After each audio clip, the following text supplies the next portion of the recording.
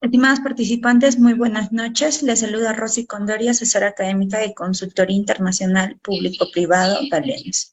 Agradecer la participación de cada uno de ustedes al curso de Podología Básica y Onicología. Esta ponencia estará a cargo por el podólogo Marco Antonio Hernández Díaz. Antes de iniciar con la ponencia, mencionarles algunas recomendaciones. Por favor, mantener el micrófono apagado durante el desarrollo de la ponencia. Las preguntas o dudas que tengan se van a responder al finalizar la presentación. Y para la coordinación de la entrega de certificados en vía de la clase grabada, voy a dejar nuestros números de contacto en el chat del Zoom. Bien, eso sería todo. Buenas noches, doctor. Le doy el pase. Muy buenas noches, gracias, licenciada. Buenas noches, galenos. Buenas noches a todos los presentes, prácticamente América. Gracias por estar aquí. Desde México, podólogo Marco Antonio Hernández. Bien, vamos a dar comienzo con este importante tema. Quiero hacer la aclaración. Recuerden, yo por lo regular no leo las diapositivas, hago los resúmenes sincréticos. Sin embargo, lo que yo digo refleja la información.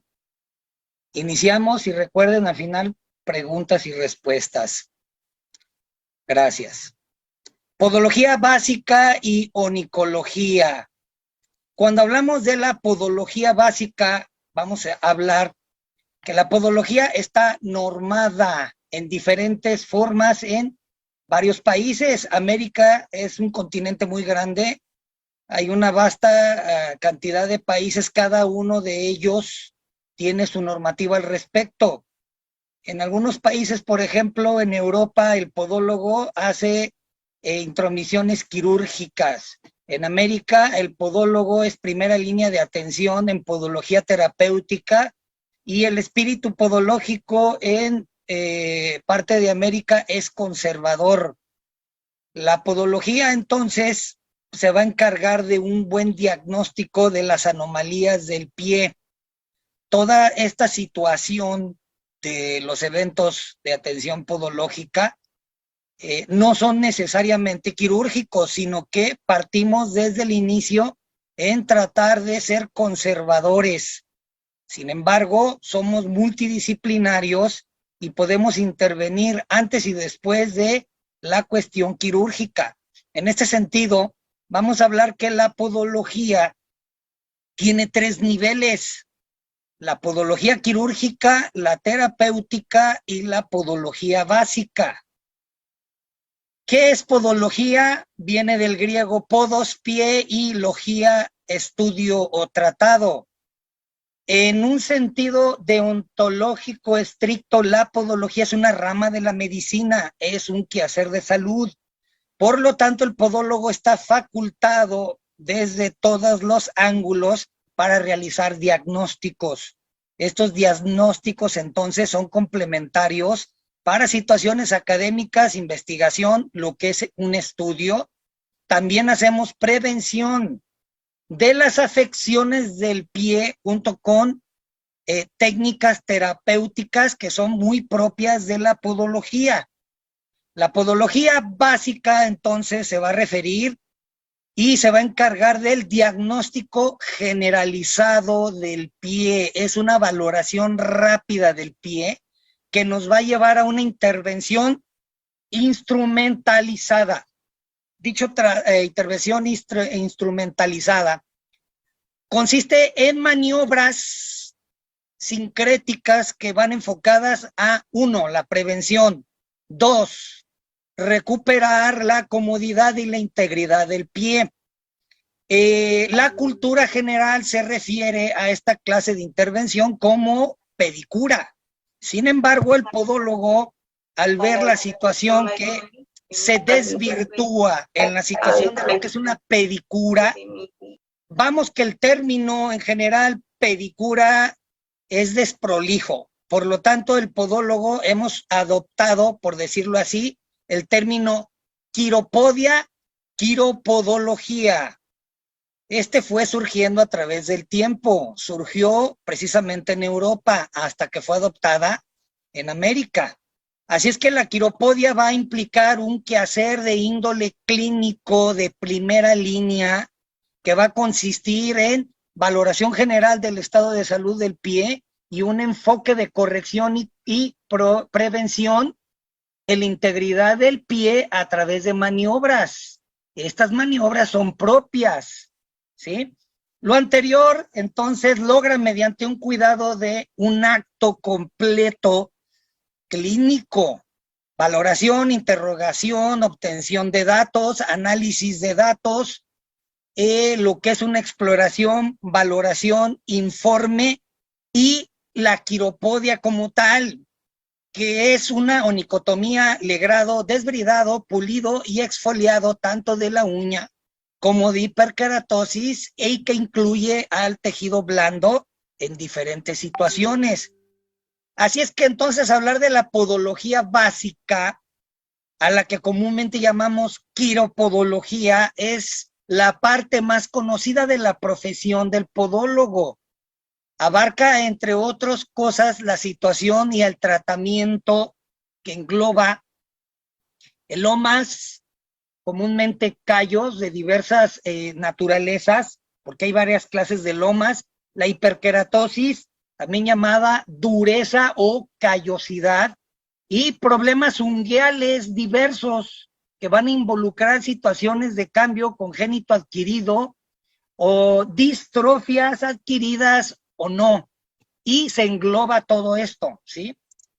La quiropodia no debería resultar molesta como tal, se tiene que trabajar bajo protocolos clínicos estrictos normados, normas de asepsia y bioseguridad, técnicas asépticas, siguiendo el espíritu clínico, porque es rama de la medicina.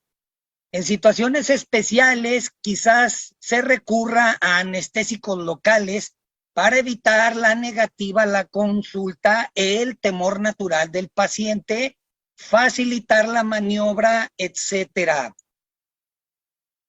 ¿Cómo fue surgiendo esta situación de la podología? Toda la ciencia podológica y que incluye en efecto la mayor expresión, o por lo menos la más conocida de la quiropodología, durante todo el desarrollo de la civilización humana, siempre hubo individuos que buscaron ayudar a otros de las afecciones del pie, aunque ninguno de estos tenía la menor idea de lo que hoy modernamente se conoce como maniobras asépticas, principios, desinfección, anatomía, fisiología, etcétera.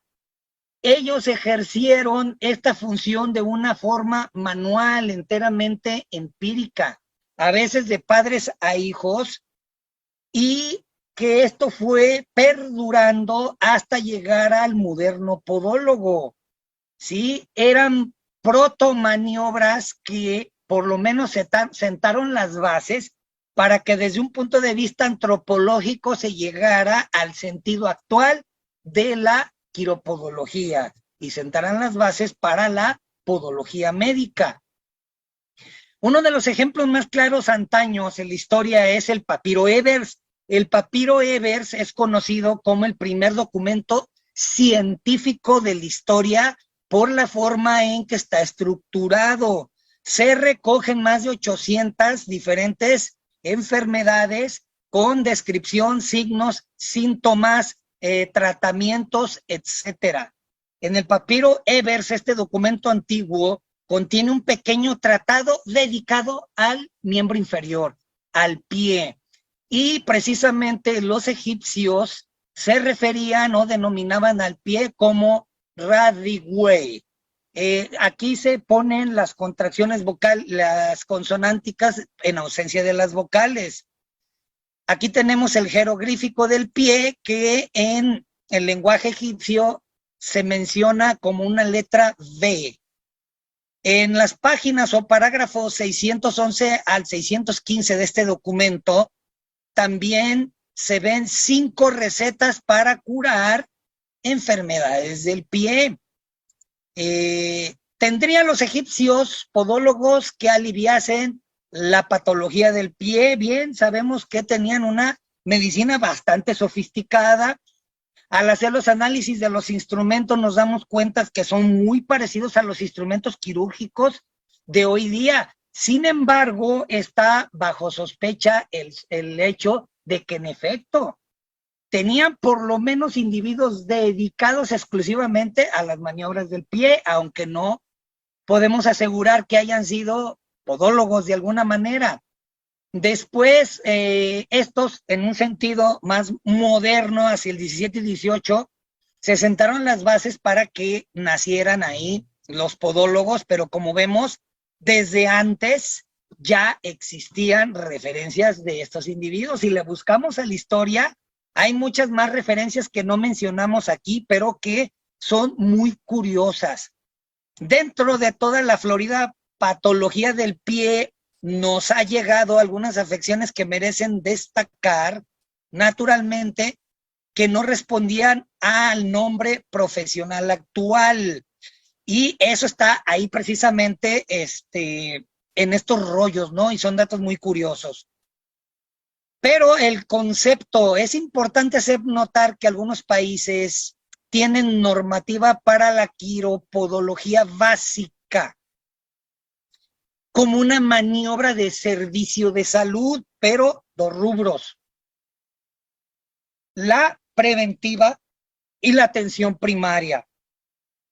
¿Esto a qué se refiere? Bueno, esto va a obedecer a necesidades sociales de salud de los diferentes países. Todos confluyen más o menos en el mismo contexto, en el que la preventiva se va a referir a la quiropodología o servicio de atención del pie sano, el cual va a asegurar que continúe sano. Se van a hacer precisamente actos de prevención. Cuando se observa ya algo que puede comprometer la integridad de la salud del pie, entonces ya se realiza una atención primaria. Entonces sí, la podología básica va enfocada precisamente a este aspecto, el preventivo y la primaria de las afecciones básicas. El tratamiento de los pies se remonta al antiguo egipcio, cuando el faraón Amenofis IV, que contaba con diversos servidores y asistentes, entre ellos hay constancias de que se dedicaban exclusivamente a los pies. Por lo menos sabemos que hacían higiene y tipos de masajes con una gran cantidad de productos, ¿sí? Resinas, aceites, etcétera. Algunas excavaciones nos han develado expresiones pictóricas donde se observan precisamente intervenciones en el primer dedo, y hay referencias a través de un instituto de investigación inglés que nos dice se encontró una prótesis con un dedo falso. Entonces se la tomaban en serio los egipcios en la situación de la atención del pie. La antigua Grecia no se queda atrás, sí, en el tiempo de Homero. Los sacerdotes eran médicos. Ellos precisamente tenían intromisión en el campo del pie y existían varias recetas enfocadas al pie. Hipócrates fue el primero que descubrió una deformidad en los pies, recomendando un tratamiento con manipulaciones, calzado corrector. O sea, Hipócrates ya estaba haciendo ortopedia, diagnóstico y tratamiento ortopédico. Galeno, en su obra que trata de la cura de las callosidades y durezas y uñas amoratadas, expresó algunos remedios. Quizás la causa era el calzado, declara él. Entonces sí, ya tenían el concepto moderno de lo que podría ser el calzado como tal, y que había eventos traumáticos que finalmente comprometían la salud del pie. Hay que tener en cuenta que hasta el siglo XIX no había un zapato para cada tamaño del pie y no había izquierdo ni derecho. Entonces nada más había calzado, vamos a decir, niño, adulto, adulto chico y adulto grande, ¿verdad? Y como les digo, ni izquierdo ni derecho. Ya en los baños romanos se ofrecían tratamientos para callos, durezas, se realizaban cuidados de las uñas. En efecto, después aquí en Roma hubo un protopodólogo pedicurista muy, muy famoso que adoptó Nerón y Popea, su mujer, y que este señor se llamó Caius, y a partir de allí alcanzó tal fama que todos los demás que surgieron y que él entrenó a partir de ahí eran callistas, ¿sí? Siguiendo más adelante, la medicina, llegando hacia la Edad Media, se empobreció, cayó en un oscurantismo, porque los saberes clásicos eran conservados y dirigidos únicamente por la clase clerical, los religiosos. A partir de aquí surgen gremios de médicos y farmacéuticos que empezaron a hacerle la guerra a quienes ya servían como itinerantes y a la pobre población desprovista de ayuda, que eran los cirujanos y los barberos. Vamos, se les aplica el término cirujanos, pero eran barberos porque ellos prácticamente tenían que solucionar todos los problemas de su comunidad, desde extraer muelas, sacar pus, curaciones, etcétera. Surgen los gremios y ahora tenían que ir en contra de estos para decir, hey, ya, se acabó tu tiempo. Surge entonces la reglamentación, por ejemplo, en España, por parte de los reyes católicos, en el año de 1477, antes de que llegaran los españoles a América, ya había interés en esto, había ordenanzas reales de las profesiones sanitarias y se dividieron en los ministrantes y cirujano menor, después de bata larga y de bata corta, hasta que prácticamente se hicieron desaparecer a los barberos, pero aún así quedaron por ahí muchos itinerantes que no tenían preparación alguna y ahora ya eran perseguidos, ¿no? Pero pues se abrió al progreso, al saber. Estados Unidos, 1840, se establece el primer consultorio en Boston, Massachusetts. Fue abierto por el doctor Nehernia Kenninson. 1845, Louis Danaker, cirujano callista de la reina Victoria, escribió el libro A Treatise of Coronary Bones and Disease of the Feet, tratado de las enfermedades de los callos y de las enfermedades del pie, que tuvo gran éxito en Reino Unido. 1855, Leon Champs abre su consultorio de callista el 5 de octubre, allá en Buenos Aires, Argentina, y se va a publicitar precisamente como pedicuro. Su domicilio en la calle Perú, número 94 en Buenos Aires, fíjense. 1861, Isaacar Sakaji trata de los pies del presidente de los Estados Unidos. Imagínate, atender al presidente, se granjea el favor de él y lo van a nombrar pedicuro general del ejército de los Estados Unidos. Imagínate, pedicuro, cuán importante sería, pedicuro.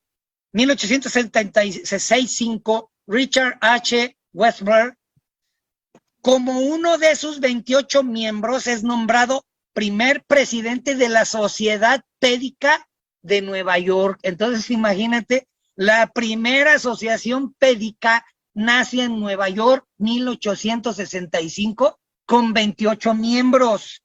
Estos entonces en Nueva York llevan la proliferación de la pedicura en todo Nueva York. Llegan entonces una australiana a Nueva York y empieza a impulsar el nacimiento de los primeros salones de belleza.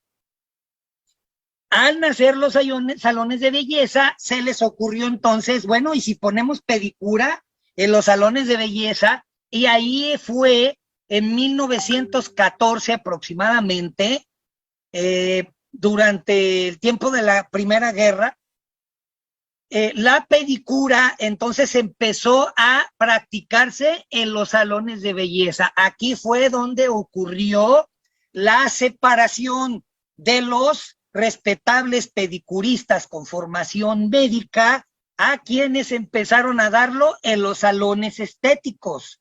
Y aquí fue donde ocurrió el quiropodia, pedicurista, o pedicura estética, y aquí se rompió, por decirlo así, la unión.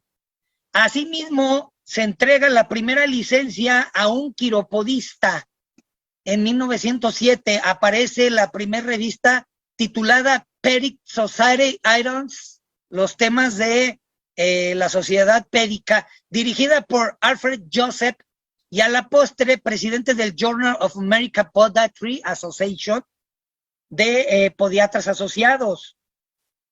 España, Felipe V, siglo XVIII, ahora obliga a los barberos, los lleva a la escuela, el que no quería, adiós, y tienen ahora que convertirse en médicos.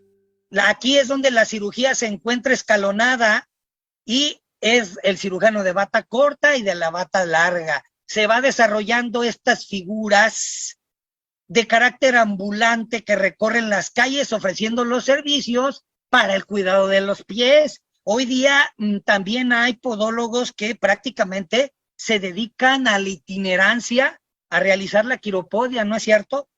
El 11 de diciembre del 2011, en la ciudad de Lima, Perú, se efectuó el segundo foro latinoamericano sobre la realidad y actualidad de la podología en los distintos países de América, auspiciado por la Federación Internacional de Podología.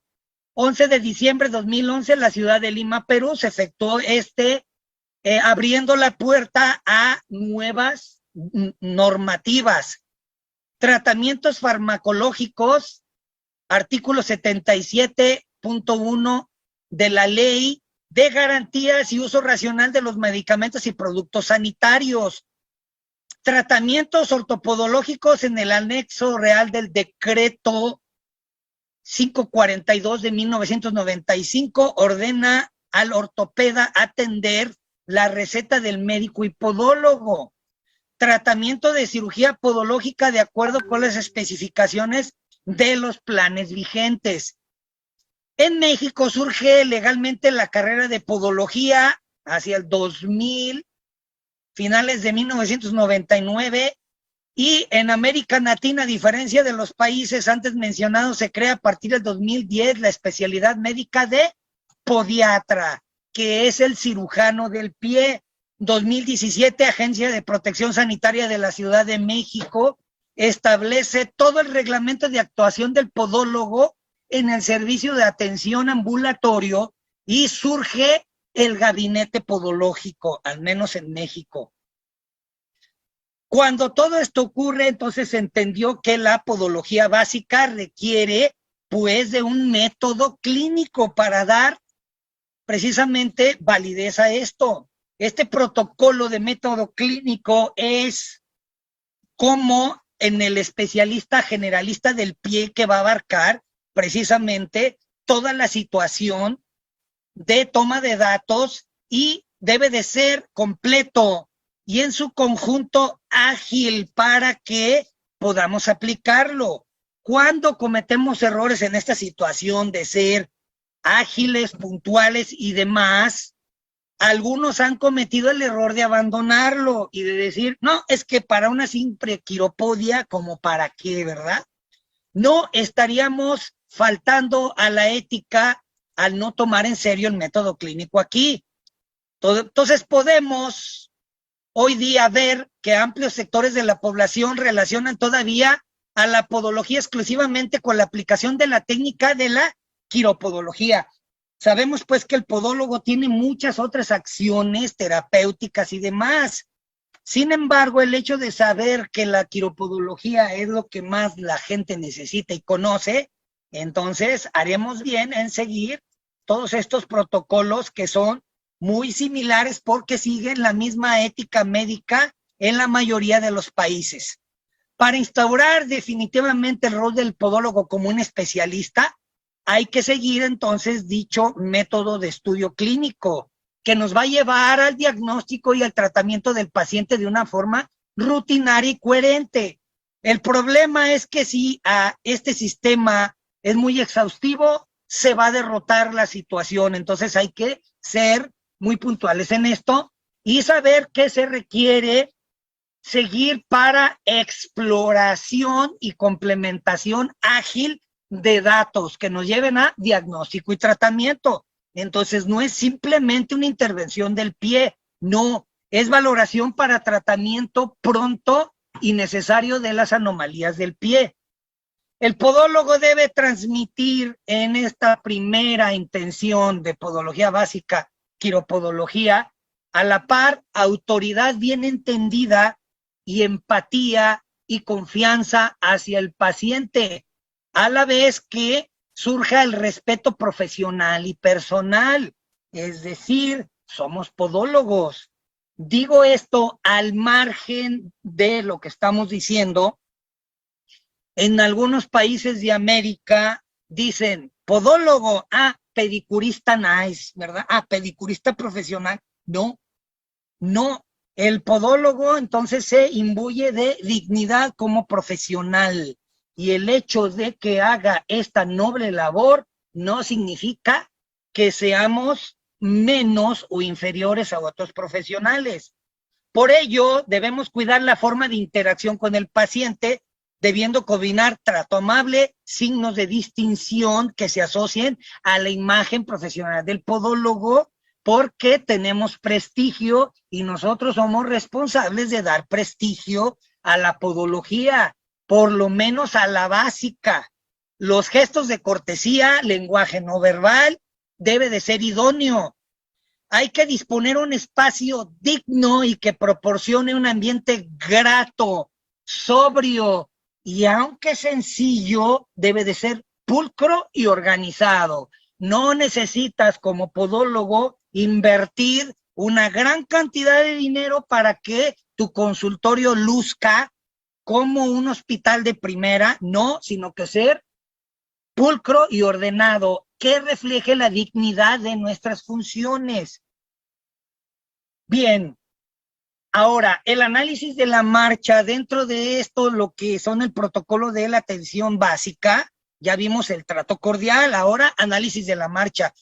Bien, desde el inicio, cuando la exploración va a comenzar desde que llega tu paciente, ves cuando va entrando, cuando lo acompañas, su caminar va a ser natural, no va a ser alterado.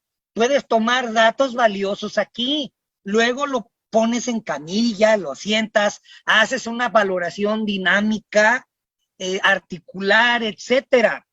Esto va a proveer entonces la necesidad al podólogo para que al final, si queda o es menester, la exploración complemente al final del servicio. Si no, puede ser en el principio. En situaciones normales, la exploración comenzaría en sedestación, en camilla, luego en bipedestación, finalmente dinámica, por lo menos lo ponemos a caminar, etcétera, y esto nos va a proveer de información necesaria que van a complementar el conocimiento del por qué su pie tiene lo que tiene, es complementario, ¿sí? Así, analizar la marcha espontánea del paciente como tal es valioso, ¿sí? Continuando con el análisis de la marcha, hay que observar varios puntos importantes de fácil detección. Signo de cojera o marcha asimétrica, observa sus hombros, su cabeza, etcétera, la amplitud, la simetría del ángulo de base de la marcha, sus pies son amplios, el caminar es seguro, normal, hay alguna actitud neurológica, secuencia de las fases de la marcha, lo siguen todos, el paso, la zancada, el tiempo, la cadencia, etcétera. Actitud general de pronación o supinación, observa su pie, hay fenómenos de retropié, signos de inestabilidad, movimientos de pronosupinación, supinación, pronación anormales, gestos de rotación en el despegue, hiperextensión del primer dedo, es decir, si lo ves con sandalias, etcétera. Entonces nota pues que el mero hecho de decir, es quiropodia, no, ya te diste cuenta que va a demandar todos tus conocimientos, toda la actitud y atención. Luego, ¿a qué pasamos? Una vez que realizamos esto, el consentimiento informado. En el quehacer médico nos exige, tenemos que informar al paciente qué es lo que vamos a hacer, en qué consiste. Muchos pacientes vienen con una expectativa equivocada, ¿qué va a pasar? ¿Me va a doler? Etcétera, Dios mío. Sin embargo, debe de entender la naturaleza de lo que vamos a realizar y en este sentido, informar el procedimiento. Después de esto, se ha de hacer al inicio de la anamnesis brevemente y con claridad. La anamnesis en muchos formatos incluye el consentimiento informado y esto es de gran valor para el podólogo. Anamnesis es una entrevista guiada donde se obtienen datos relevantes de interés podológico, los cuales nos van a permitir desarrollar el buen proceso de atención, tener la información para precisamente a tener un diagnóstico e informar al paciente de sus propias necesidades, las cuales a veces ellos no están conscientes. Se registra por escrito datos como filiación, motivo de consulta, circunstancias personales, todos los antecedentes como generales, familiares, patológicos, no patológicos, podológicos específicos, etcétera. Viene la exploración muy importante, activa, pasiva, cualitativa, de la posición relajada del pie en el sillón, posición, movimientos articulares, amplitud, la articulación como tal, armonía, el aspecto de los pies, los planos, etcétera. Y todo esto debería de demandar a nosotros mayor tiempo. Y para que te des una idea, por ejemplo, habrá situaciones donde tengas que hacer exploración manejando los conceptos de goniometría, por ejemplo. La inspección se realiza desde el dorso a la planta, buscando los detalles, valorando la textura, el grosor, el color, la pilosidad, hidratación, elasticidad, turgencia, buscando marcas, anomalías, lesiones primarias, secundarias, verrugas, heridas, cicatrices, hiperkeratosis, etcétera. Valorar la posición, deformidad de los dedos, ¿hay alguna deformidad? La forma del dedo no únicamente, sino también su movilidad. La evaluación vascular, muy importante, venosa, arterial, llenado capilar, junto con todos los signos. La búsqueda de puntos dolorosos, hiperpresión, etcétera. Sobre todo, haciendo en una búsqueda susceptible en los procesos, por ejemplo,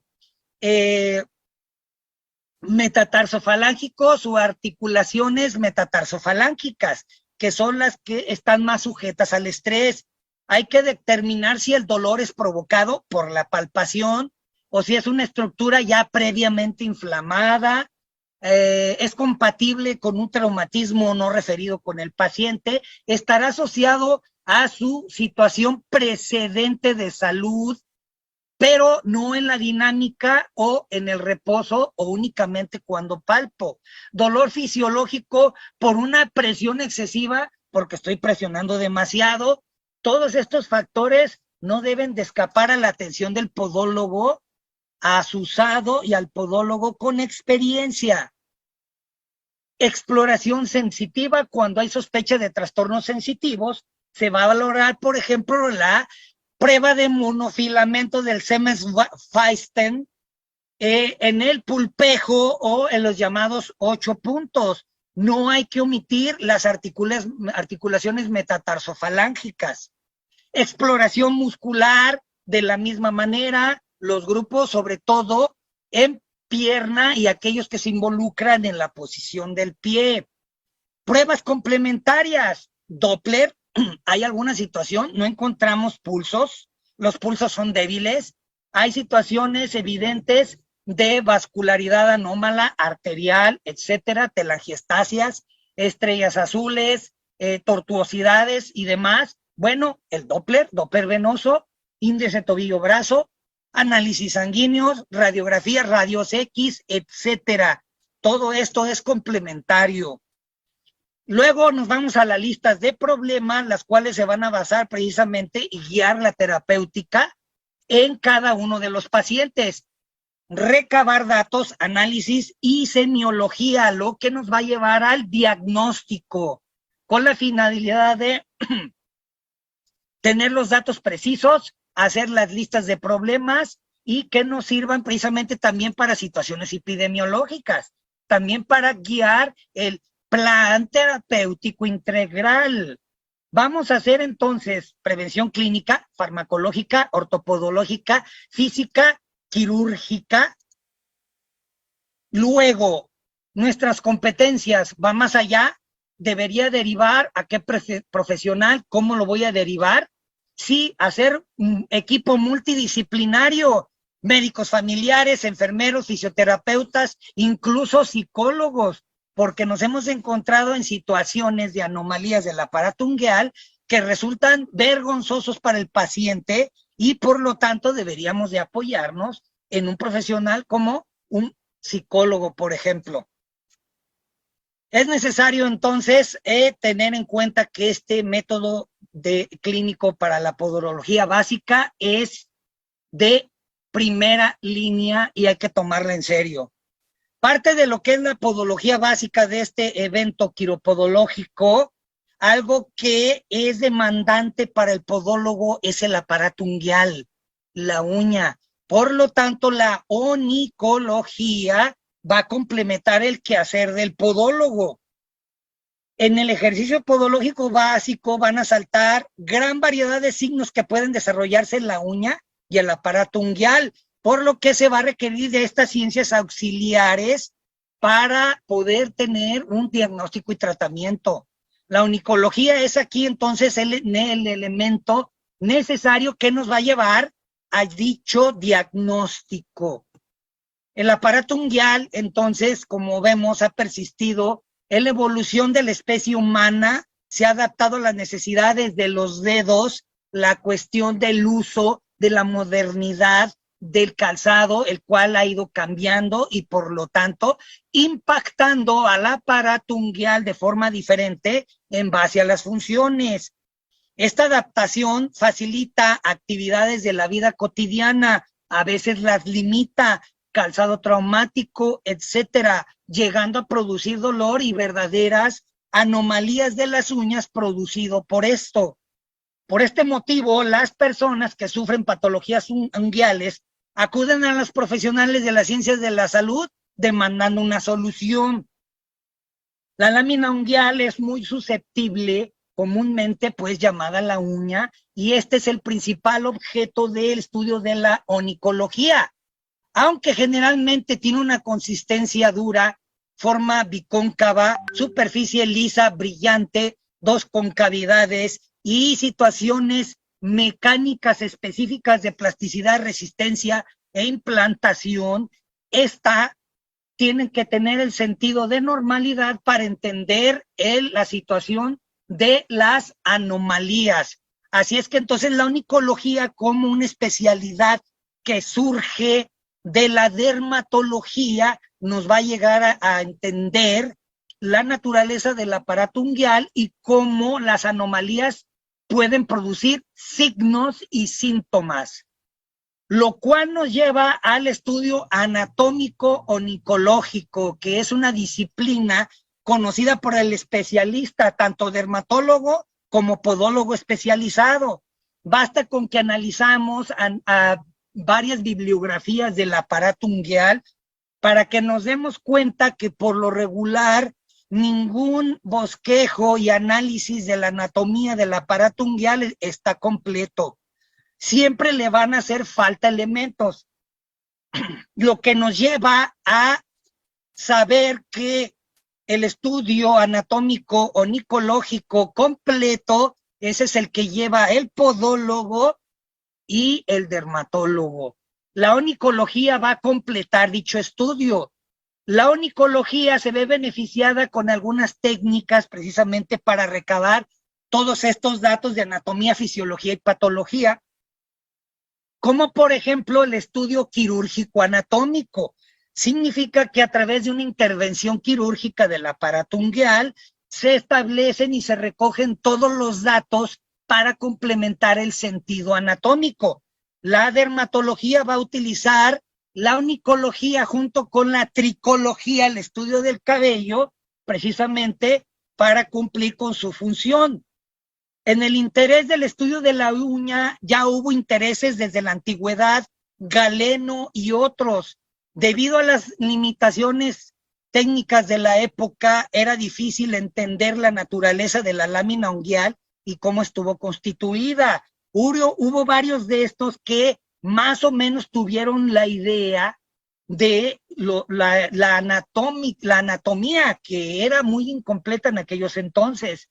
Los últimos años, la mayoría de los estudios sobre la uña han tratado fundamentalmente de explicar la bioquímica, la fisiología, con especial interés en el crecimiento y la composición de la misma.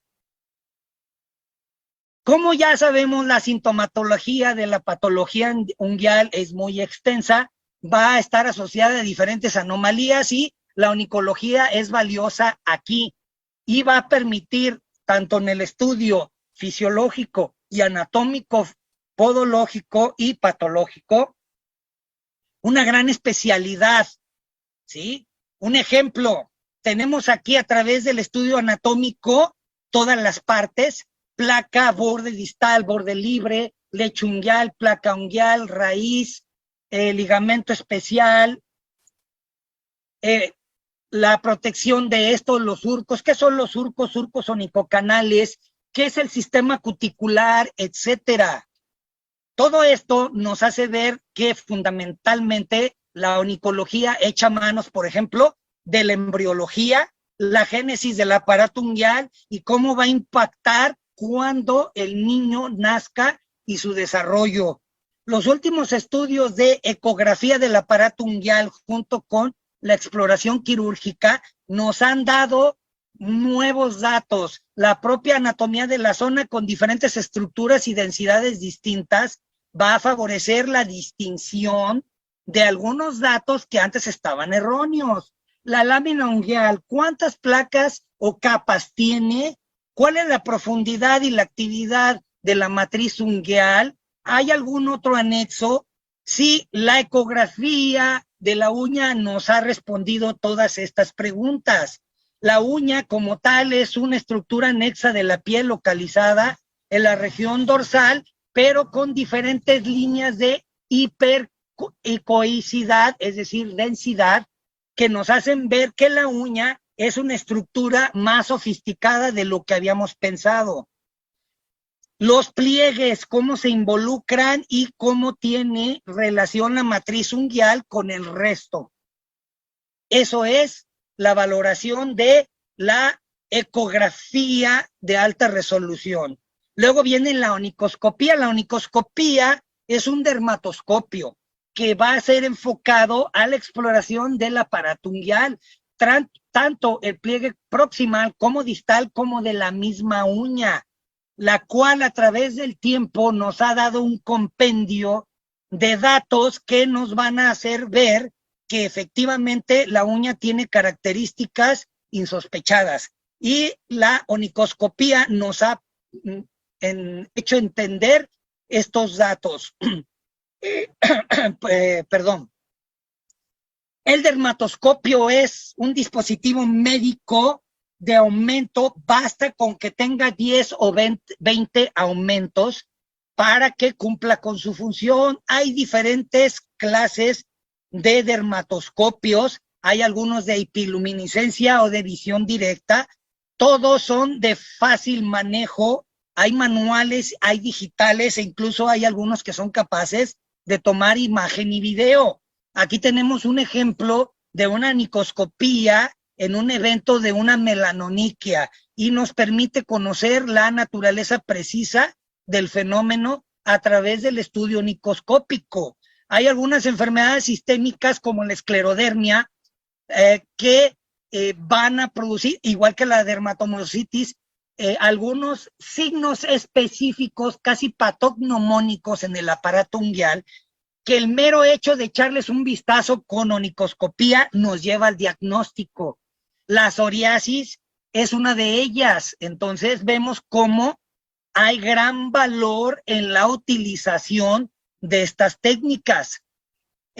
Con ambos sistemas, con la onicoscopía y con la valoración de ultrasonido, es la ecografía de alta resolución, son ambos sistemas que fueron adoptados por la dermatología.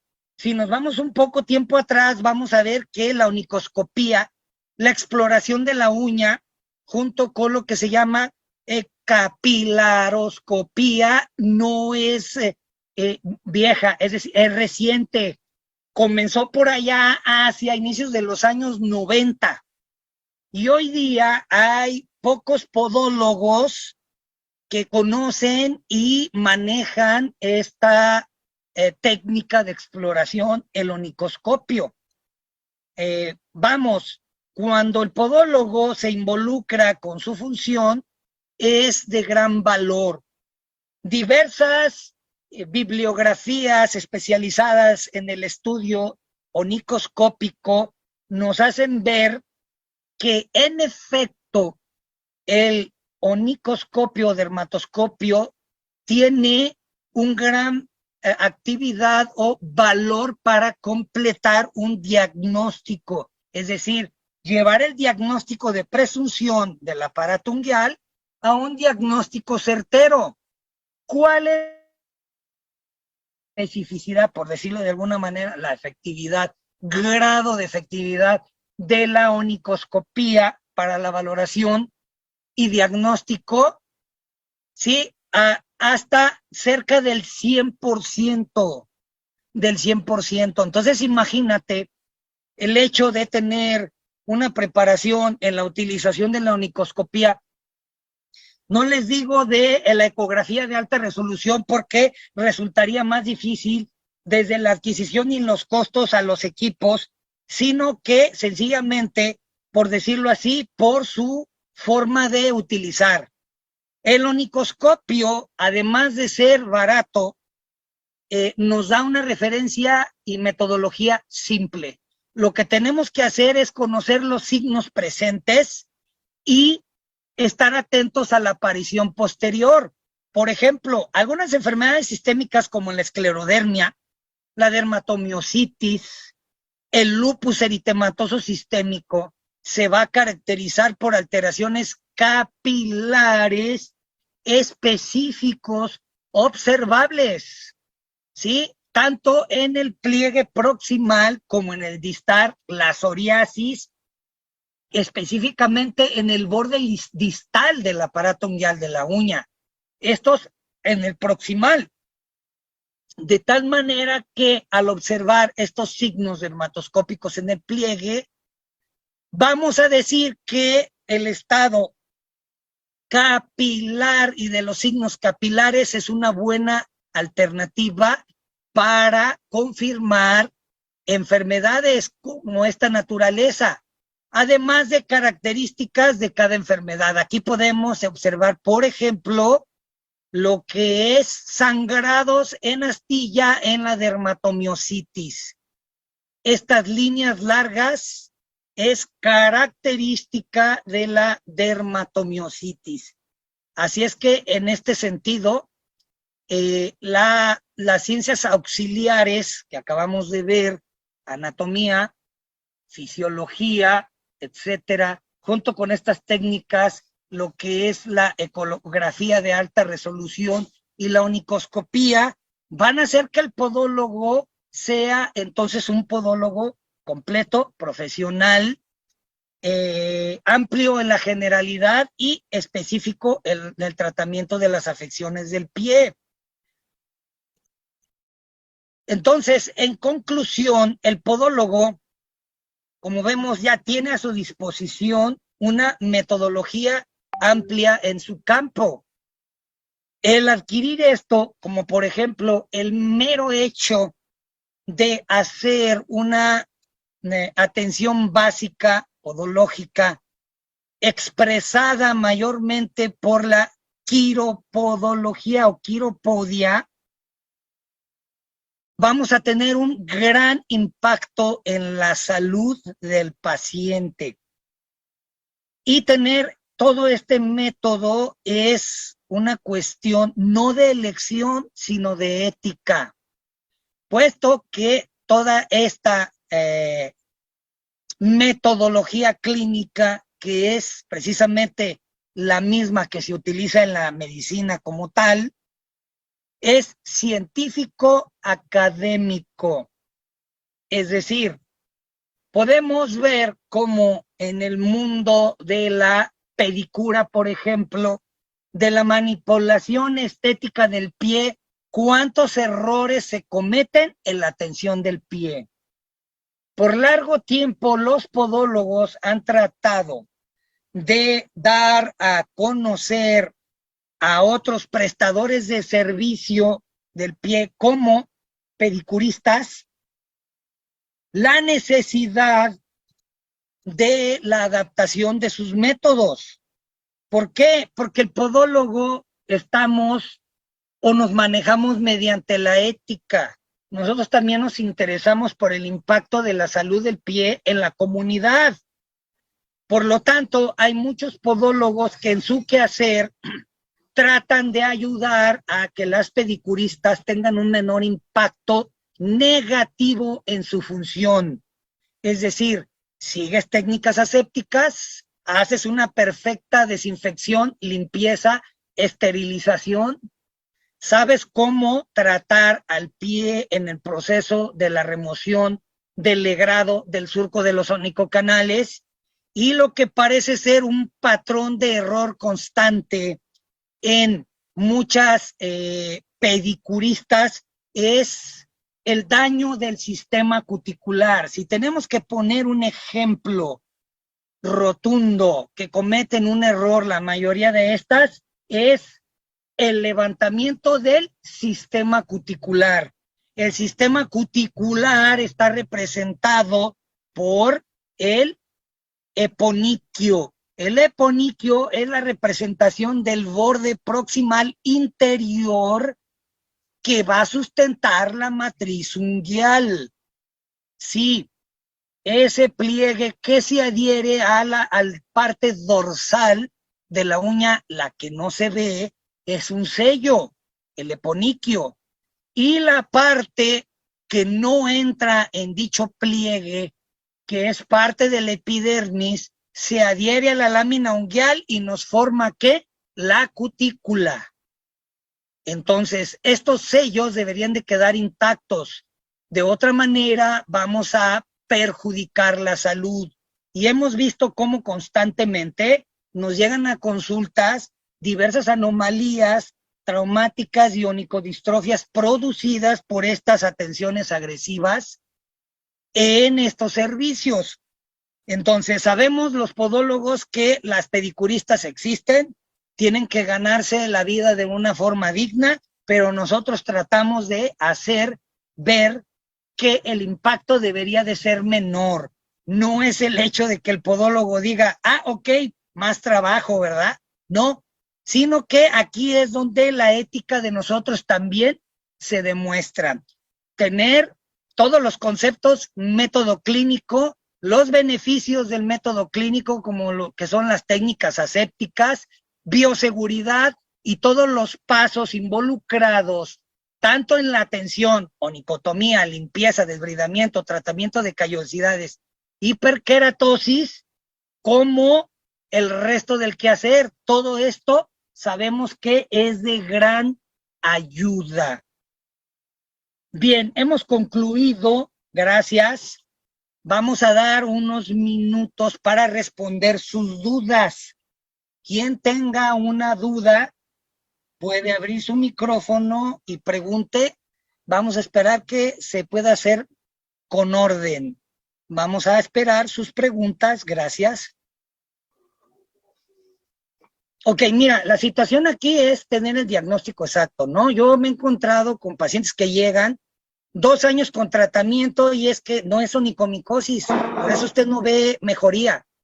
Entonces digo, ok, diagnóstico exacto. Ahora, ¿y el diagnóstico exacto cómo llego allá si no tengo la libertad de la utilización de los métodos? Ese es un verdadero problema. Por lo tanto, debemos de buscar la metodología más simple, cercana y no invasiva que puedas utilizar, por ejemplo, allá en Perú, sin que involucre una situación de querella o pelea con las autoridades sanitarias. Un ejemplo de esto es la onicoscopía. La onicoscopía como tal no es invasiva, literalmente lo que significa es ver de cerca una uña con un aumento, un microscopio USB digital que lo compras por internet, que no te cuesta ni, no sé, $20 o algo así, y vamos, que para ti va a servir con una situación complementaria y de un diagnóstico exacto para que digas, ahora qué terapéutica sigo. Y de esa manera ya determines en el caso individual, porque no podemos decir, a ver, onicomicosis, ¿qué grado? El tiempo, la presentación clínica, bifonazol a este y terbinafina a este. No, ¿cuál es el criterio? Por lo tanto, ya dimos por ahí un tema de la farmacología en la onicomicosis. Hay algunos criterios que debemos seguir, ¿sí? Y yo el consejo que te doy es que busquen las guías de actuación farmacológica en la onicomicosis. Hay guías nuevas y hay criterios nuevos. Entonces, búscate esas guías, consúltalas y una vez que tú tengas todo eso, ahora preocúpate por una metodología como la que acabo de decir para que llegues a un diagnóstico exacto. Sí, la onicomicosis, sí, las distrofias producidas por esclerodermia son específicas si utilizas la dermatoscopía de la uña o onicoscopía. Entonces, que te quede eso en mente y sin miedo, y hay que utilizarla, ¿de acuerdo? Ok, mira, imagínate, de repente no es que la pedicura les diga a uno, a ver, entiende, no dañes el sello cuticular, van a seguir haciéndolo, porque seguían en situaciones de mercado, marketing, compañías, productos y demás. Aquí el problema es, oye, si haces eso, mira, aquí está este medicamento, aquí tenemos, por ejemplo, el metilsulfóxido, MSM, metilsulfóxido metano, que va a ayudar a que tu uña no se degrade. Tenemos betalfratus, que es otro fármaco que evita que tu uña se degrade y una vez que dañaste el sello cuticular, lo protege, ayuda a que cicatrice. O sea, hay de dónde echar mano, ¿no? Para decirles, por lo menos haz esto.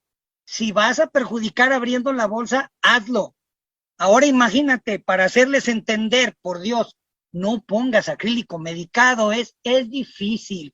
Y yo te entiendo como podólogo, a veces uno se desespera y digo, ¿cómo puedo hacer entender si el propio sistema, gobierno, etcétera, no interviene? Quisiera intervenir, pero si el podólogo no lo hace, ¿quién más lo va a hacer? Por lo tanto, es el podólogo a través de formar comunidad, acercarse a la autoridad y hacerle ver que en efecto se tienen que tomar medidas para que esto no continúe y el impacto de salud de la sociedad sea el mínimo. Sí, acrílico medicado, no hay ninguna evidencia científica que nos muestre que el acrílico medicado como tal sea de beneficio para la uña. Hay algunos estudios específicos de acrílico medicado en diversos países, desde Chile hasta México, lo que es el acrílico enriquecido con nanopartículas, que se ha utilizado por largo tiempo en odontología y que puede ser utilizado en onicología.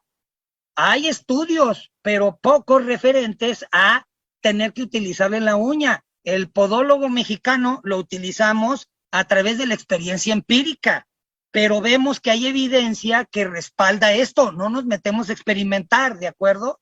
Entonces sí, el consejo es ese. Y ni modo, sé que sufrimos, pero hay que hacerlo así, ¿de acuerdo? Gracias. Grace.